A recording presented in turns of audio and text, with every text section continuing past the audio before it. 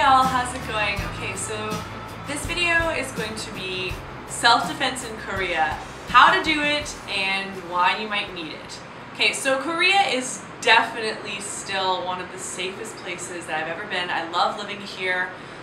Even though I went back home for 3 weeks recently, I felt so unsafe visiting certain parts of the United States, whereas here I never really feel that sense of discomfort or nervousness, like I'm gonna get mugged or robbed, like I did when I was visiting like New Orleans, for example. However, there are some instances when you might feel the need to use some kind of self-defense, and that's when things can get really, really iffy in Korea. So one example would be back when I lived in Indaewon, I was once followed at like 7 a.m. in the morning on a Sunday by a still drunk from last night ajashi from the subway to my office tel.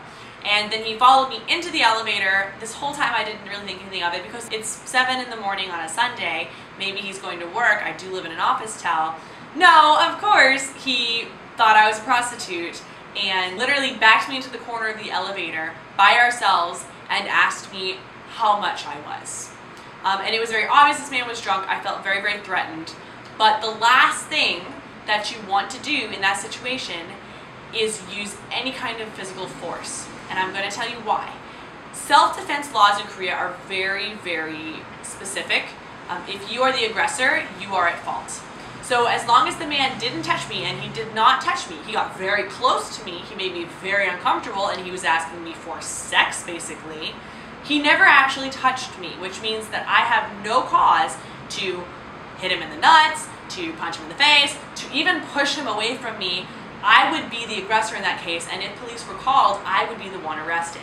And as a foreigner in Korea, that is the last thing you want to do, especially as an elementary school, is have a record, because basically your job is over. It is completely over. You're going to get kicked out of the country. You don't want that to happen. So what I ended up doing was I told him I was a teacher and told him to get away from me and kind of yelled at him, and then when it got to my floor, I jumped out. He followed me. I tried talking to him. He still didn't understand. I pressed the button in the elevator, got in. When he followed me back into the elevator, I jumped out at the last minute. The doors closed, and that was the end of our altercation. Nobody touched each other. Oh, thank God. I never got in trouble. He never got in trouble. And that was the end of the discussion. And sometimes people, especially Americans, are like, gee, why didn't you kick him in the nuts? Well, I just told you, like, I would have been in deep trouble if I had hit this man, even though he was the one freaking me out and, obviously had the upper hand in this situation. Another example of a time when I felt like I might have needed to defend myself was I was traveling in the subway, and this ajumma, who now looking back I think was a little off. Something was a little, wrong with her. I don't know exactly what it was, but she was a little cray-cray. And I was holding on to the subway thingy, just minding my own business, being the Waygukin that I am. And she walked up behind me, and as she was walking by, she elbowed me really, really hard in the middle of my back. And at first I thought, like, okay, well, maybe she's just an ajumma, maybe the train pitched a little bit and she fell over and she kind of accidentally hit me.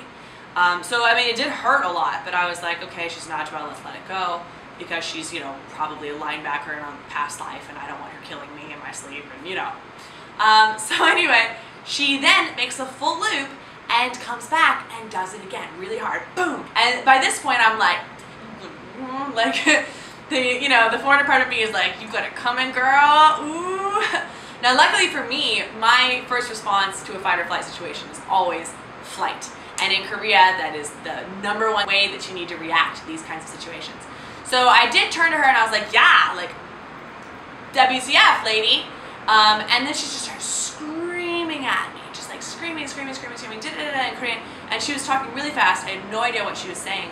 And at that point, I had two choices. I could start screaming back at her, or I could leave. And so what I did was I actually moved cars. Like, I actually changed the car that I was in to get away from this crazy lady. And even when I transferred like 6 or 7 stops later, I could still hear her yelling at another foreigner in that same car. In fact, after I went into that other car, 2 or 3 other foreigners who were in that car with me also came into the car I went into. She was basically targeting all of us to, scream her crazy jargon, whatever she was saying. She wanted to pick a fight with us. She wanted somebody to hit her because she knows the way that the rules go. And if I had hit her back, even though she'd hit me first, she's older than me, she, wasn't trying to beat me up or anything, she was just irritating the crud out of me, I might have ended up being the aggressor. I would be the one in trouble, especially as a foreigner. She speaks Korean very well. I obviously don't. I can't express myself the way that she can. I would have been the one in deep trouble. So the best way to get out of that situation was for me to leave. Just get out. So when it does come to actually trying to defend yourself, there's some very specific rules and ways that Koreans decide whether or not it was warranted self-defense. So number one is it must have been to defend yourself. So if the person is just threatening you, like the creepy man in the elevator, but he hasn't actually touched you, then it's not actually self-defense and you can't touch them. Number two is it cannot have been provoked. So for example, when that lady was yelling at me in the subway, if I started yelling back at her and getting in her face, if she punched me and then I punched her back, we might have both been at fault because I provoked her. I made it worse. Number three, you cannot be the first aggressor. So even though that lady technically elbowed me a couple times, she probably could have argued that off as, oh, I was just, unstable, I'm all, whereas if I had walked up to her afterwards and just decked her in the face, I probably would have been the first aggressor. Number four, you cannot use more force than the actual aggressor. So, once again, an example, she elbowed me. If I punched her in the face, that is much more strong than her just randomly elbowing me in the back a couple of times. I'm obviously using a lot more force. Number five, you cannot use a dangerous weapon or a deadly object. And this one's really specific, actually. My dad, when I was leaving for Korea at the very beginning, I was very wide-eyed and bushy-tailed and innocent, and he actually tried giving me a phone charger that's like a phone case that's also a taser. Thanks, Dad, you're super Louisiana. And I had to refuse because tasers are actually illegal, whereas in the US you can carry them around in certain states. They're completely illegal, like deadly, dangerous objects here, so you can't bring them in. Another thing is you can't carry around mace with you. So for example, if a man tries grabbing me in the middle of the night because he thinks I'm a prostitute and he wants to drag me into a love motel somewhere, I can't mace him because that's an illegal object. I can't tase him. I can't stab him even, really, because that is all illegal. I would be using deadly force, a deadly object, and I would actually be the one at fault, crazy as that seems. But there is a way actually for you to get around this, and I've told my little sister this before, and that is to carry little pint-sized things of perfume, or you can also carry travel-sized cans of hairspray. Those are not deadly, but they're extremely irritating when they get in your eyes. So, if somebody did try to attack me in the middle of the night, if I was feeling really nervous in a dark area, I can walk around with my hairspray or a little travel thing of perfume, spray them in the face, run away and be like, well, officer, I don't know what my attacker looked like, but he smells really strongly of Chanel No. 5. And maybe they can identify them that way. So it's actually kind of good both ways, and you don't get in trouble for carrying an illegal substance. Number 6, you cannot have used any kind of force after the person who's attacking you has stopped. So for example, once the Ajumma hit me in the back, she walked away from me. So if I followed her and punched her in the face, that's actually, she finished that attack. The altercation is technically over. I have my chance to escape, which I did. But I made it worse, and I walked up to her and I punched her, then I become the aggressor. Because obviously to her, the altercation was over.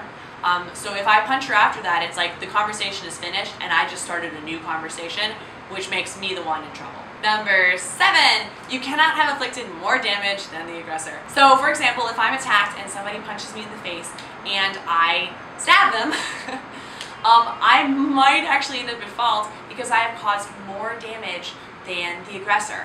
And that means that, whether or not that was actually warranted or not would come into play, of course. Like if he's trying to kidnap me and, sell me into sex prostitution or something, then obviously they'd be a little more lenient. But if it's just like a random guy, trying to grab me and drag me into a club to promote his club, and I punch him in the face, then I use more force than he did, which makes me the one in trouble.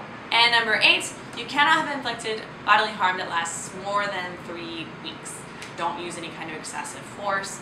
Don't go for overkill. Once the altercation is over, once they are immobilized, don't hit them any further. Don't cause extensive damage because, especially the mouth, don't hit their teeth because for some reason people are really protective of their teeth. So like if you damage their teeth, Koreans get really upset. So basically just don't hit the face. Hit somewhere else and don't put them in the hospital for more than 3 weeks. So all of these rules apply for both men and women, but specifically for the ladies, and also I guess for guys too if you feel like you're in danger. There actually are a couple programs that you can use if you feel like you're walking home late at night and you feel in danger. The first one is Safe Return Home for Women's Service. And basically that's a number you can call. It's 120. And if you call 30 minutes before you're going to get to your subway stop or whatever, then a person will come, you can check their credentials, and they will escort you to your office cell or to your home so that you don't have to worry about walking alone in the middle of the night or even in the early morning, those kinds of things. The second one is a lot of convenience stores actually have joined in conjunction with this, and they're basically safe havens now. A lot of convenience stores are 24/7. So if you feel like you're being followed, for example, like when I was followed into my office cell, if I had realized he was following me, I could have gone into one of these convenience stores that has a very specific little black or yellow sticker. And basically they will call the police for you, or you can call the hotline, and you can get an escort, or they can check out the area and see if they can find the person who's been following you. I also want to give a lot of credit to an article that I read about this. I've already kind of learned these things slowly as I go, but I read this article recently and it gave me a lot of tips, specifically the numbers of ways you can and cannot defend yourself and what constitutes self-defense. So I'll put that link down below if you want to read that article. It's really, really great and I totally suggest it. And basically that's it for today. I hope you guys enjoyed it. It is kind of a very sober and kind of sad topic to talk about, but safety is very important for men and for women, and I would really hate for somebody to get into trouble because they thought they were defending themselves and by US or Canadian or whatever laws, and in Korea that's not exactly the case and they find themselves in jail or losing their job. If you have any questions or comments, please put it below. I love your faces and I will see you guys next time, okay?